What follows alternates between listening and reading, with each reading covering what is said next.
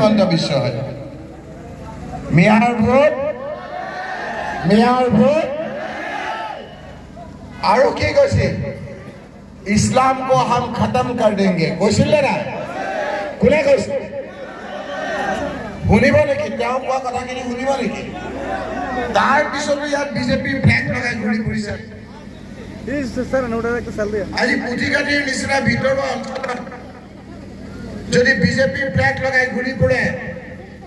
তেতিয়া তেওঁ বাহিৰৰ পৰা হাঁহে এইটো কি জাতি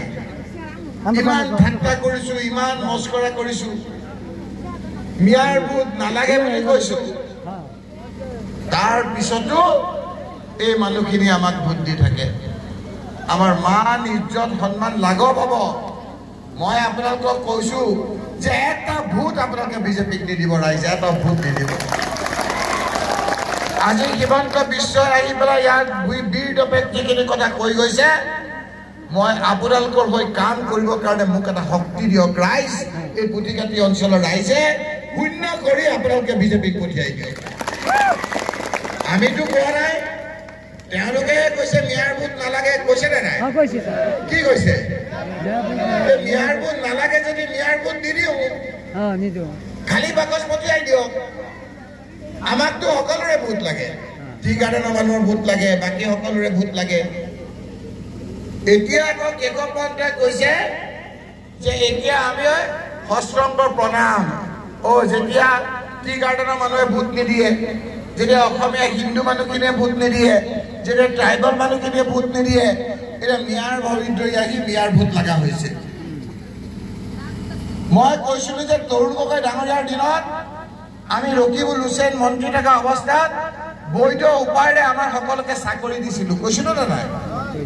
মই এতিয়াও কৈছো যে চাকৰি হৈছিল বুলি তোমালোকে চাকৰি এমঅইউ কৰি বন্ধ কৰি থৈছিলা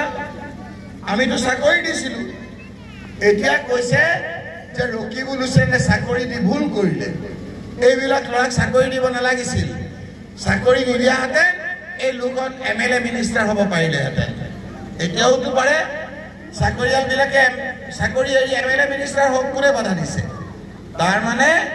তেওঁ এইবিলাক চাকৰি খালী কৰি আকৌ তেওঁৰ নিজৰ মানুহক চাকৰি দিব বুজিলে আজি সামগ্ৰীত আহি কৈ গৈছে কথাবিলাক বুজি পাব আপোনালোকে নহ'লে আপোনালোকৰ এই ভোটটোৰ দ্বাৰা এই ল'ৰা ছোৱালীৰ ভৱিষ্যত আপোনালোকৰ অন্ধকাৰ হৈ যাব হিমন্ত বিশ্ব শৰ্মা ষড়যন্ত্ৰত ভৰি নিদিব আমাৰ এজনে আকৌ এতিয়া মই আহিম বুলি জানি অলপ পোষ্টাৰ লগাই ফুৰিছে হয়নে নহয় পোষ্টাৰ লগাইছে নহয় হিমন্ত বিশ্ব শৰ্মাৰ মুখৰ পোষ্টাৰ পুথিকাটি যিমান মাৰিবা কংগ্ৰেছৰ হাতৰ চিনৰ ভোট সিমান বাঢ়িব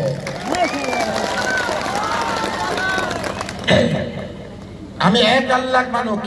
আমাৰ খুদা কেইজন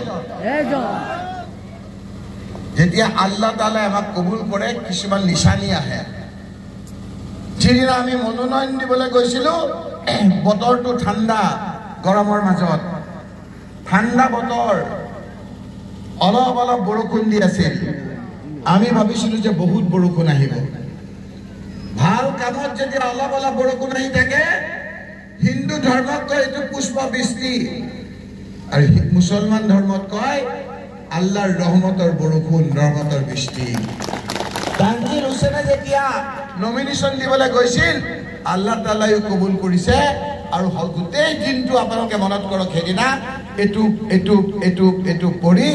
ৰহমতৰ বৃষ্টি আমাৰ গাত পৰিছে ৰহমতৰ বৃষ্টি আৰু সেইকাৰণে আল্লাহ কবুল কৰাৰ কাৰণে 14টা কেণ্ডিডেটৰ ভিতৰত